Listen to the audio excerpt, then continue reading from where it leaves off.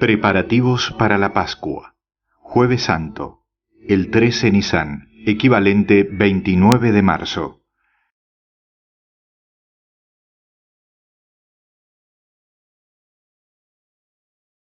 Ayer por la tarde, nuestro Señor tomó su última comida junto con sus amigos, en casa de Simón el leproso, en Betania, y allí mismo María Magdalena ungió por última vez con perfume los pies de Jesús. Judas se escandalizó, corrió a Jerusalén y conspiró con los príncipes de los sacerdotes para entregarles a Jesús. Después de la comida, Jesús volvió a casa de Lázaro, mientras algunos de los apóstoles se dirigían a la posada que se halla a la entrada de Betania. Por la noche, Nicodemo acudió de nuevo a casa de Lázaro y tuvo una larga conversación con el Señor. Volvió a Jerusalén antes del amanecer, y Lázaro lo acompañó durante un tramo del camino. Los discípulos le habían preguntado a Jesús dónde quería celebrar la Pascua. Hoy, antes del amanecer, nuestro Señor ha mandado a buscar a Pedro, a Santiago y a Juan. Les ha explicado con detalle todos los preparativos que deben disponer en Jerusalén y les ha dicho que, subiendo al monte Sión, encontrarían a un hombre con un cántaro de agua. Reconocerían a ese hombre, pues en la Pascua anterior, en Betania, fue él quien mandó preparar la comida para Jesús. Por eso, San Mateo dice, él les dijo, id a la ciudad a uno y decidle. El Maestro dice, mi tiempo está cerca, en tu casa haré la Pascua con mis discípulos. Después debían ser conducidos por este hombre al cenáculo y allí hacer los preparativos necesarios. Yo vi a los apóstoles subir a Jerusalén por una quebrada al sur del templo y al norte de Sión. En una de las vertientes de la montaña del templo había una hilera de casas, y ellos marcharon frente a esas casas, siguiendo el curso de un torrente. Cuando alcanzaron la cumbre del monte Sión, que es una montaña más alta que la montaña del templo, se encaminaron hacia el mediodía, y al principio de una pequeña cuesta encontraron al hombre que Jesús les había descrito. Fueron tras él y le dijeron lo que Jesús les había mandado. El hombre recibió con una gran alegría sus palabras, y les respondió que en su casa había sido ya dispuesta una cena, probablemente por Nicodemo, pero que hasta el momento él no había sabido para quién, y que se alegraba mucho de saber que era para Jesús.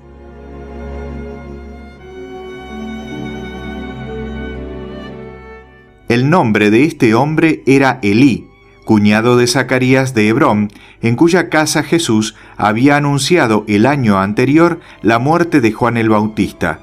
Elí tenía únicamente un hijo que era levita y amigo de San Lucas. Antes de que éste fuese llamado por nuestro Señor, y 5 hijas, todas ellas solteras. Todos los años acudía a la fiesta de Pascua con sus sirvientes, alquilaban una sala y preparaba la Pascua para todos aquellos que no tuvieran amigos con quienes hospedarse en la ciudad. Ese año había alquilado un cenáculo propiedad de Nicodemo y José de Arimatea. Mostró a los apóstoles dónde estaba y cuál era su distribución.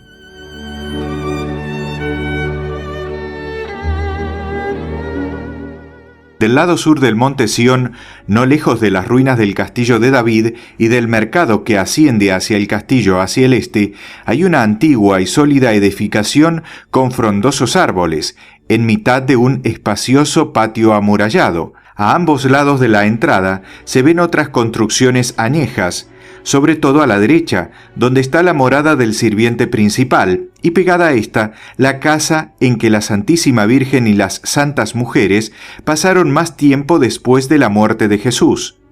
El cenáculo, que en otras épocas había sido más grande, fue residencia de los bravos capitanes de David, que allí se ejercitaban en el uso de las armas. Antes de la construcción del templo, el Arca de la Alianza estuvo depositada allí durante un largo período y todavía pueden encontrarse huellas de su presencia en el sótano. También he visto al profeta Malaquías cobijado bajo ese mismo techo. Fue allí donde escribió sus profecías sobre el Santísimo Sacramento y el sacrificio de la nueva alianza. Salomón rindió honores a esta casa y llegó a tener en ella algún acto simbólico y figurativo que he olvidado. Cuando casi todo Jerusalén fue destruido por los babilonios, esta casa fue respetada. He visto muchas otras cosas relacionadas con la casa, pero solo recuerdo lo que he contado. Cuando fue comprado por Nicodemo y José de Arimatea, este edificio estaba en muy mal estado. Ellos arreglaron el cuerpo principal y lo dispusieron cómodamente. Lo alquilaban a los extranjeros que acudían a Jerusalén con motivo de la Pascua. Así fue como nuestro Señor pudo celebrar allí la Pascua del año anterior. Además, la casa y sus dependencias se utilizaban como almacén de estelas, monumentos y otras piedras, y también como taller para los obreros. José de Arimatea poseía excelentes canteras en su país, de donde hacía traer grandes bloques de piedra con las cuales, bajo su dirección, esculpían sepulcros, adornos y columnas que después vendían. Nicodemo también se dedicaba a este negocio y solía pasar muchas horas de sus ratos libres esculpiendo. Trabajaba en la sala o en el sótano, excepto en tiempo de las fiestas.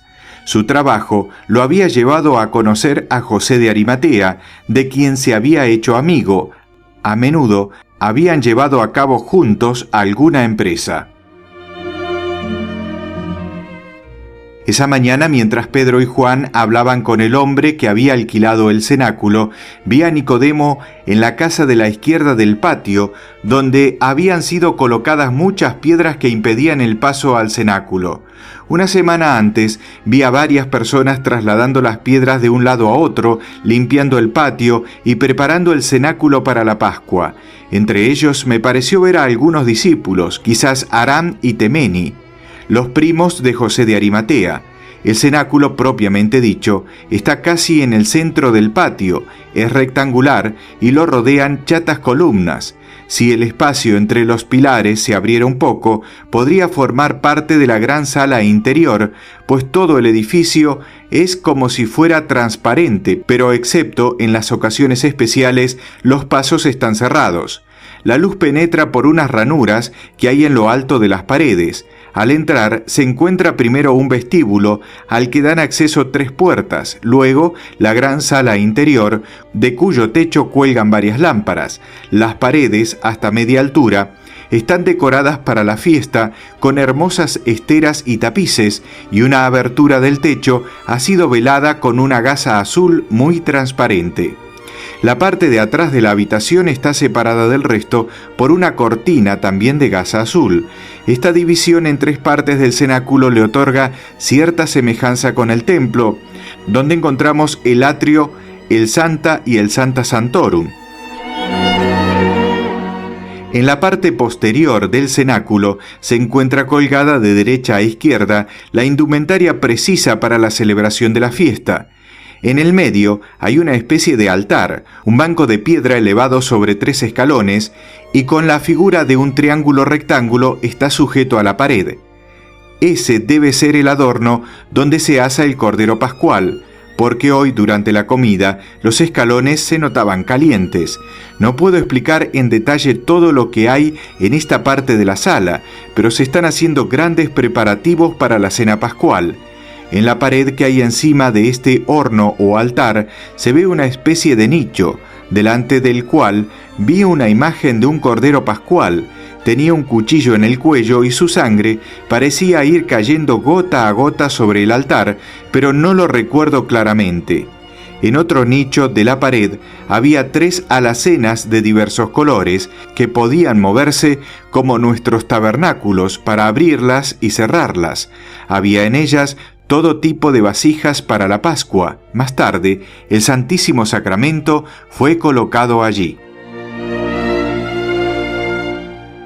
En las habitaciones adyacentes al cenáculo se veía una especie de divanes con gruesos cubrecamas que podían ser usados como camas. Bajo el edificio hay hermosas bodegas. El Arca de la Alianza estuvo en algún momento depositada debajo de donde ahora está el hogar. La casa cuenta con 5 cañerías que por debajo del suelo se llevan las inmundicias y las aguas de la montaña. Pues la casa está construida en un punto elevado. En esa casa he visto a Jesús orar y hacer milagros. Los discípulos también se quedaban con frecuencia a pasar la noche en las salas laterales.